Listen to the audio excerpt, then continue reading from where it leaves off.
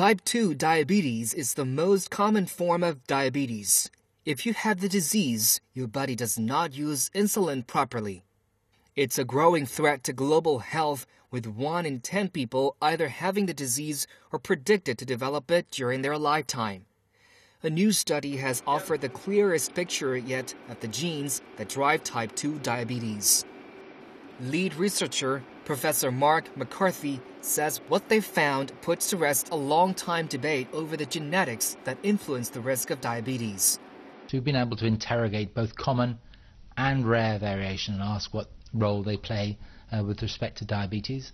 And the data from our study, and it's actually consistent with data from other studies using other approaches, is that the most of the variation in the risk of diabetes that comes from genetics is a result of differences that an individual has at those common shared sites rather than the rare private ones.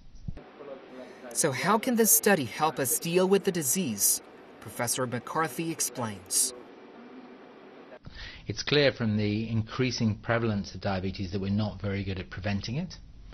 And many of the people who get diabetes will still get the complications of diabetes, and that means that the treatments we have available are still not as good as we would like them to be in terms of treating the disease or even curing it.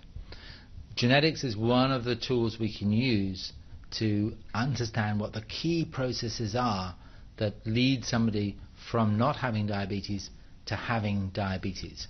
If we can identify those by understanding where these genetic differences are and the genes, the proteins, the pathways through which they operate, then we can talk to our pharma colleagues, people who can design new drugs, and give them a much better idea of where the important places might be, the more important targets might be. The study has examined the genes of more than 120,000 people from Europe, Asia, Africa, and the Americas. More than 300 scientists from over 20 countries and regions have collaborated on the work.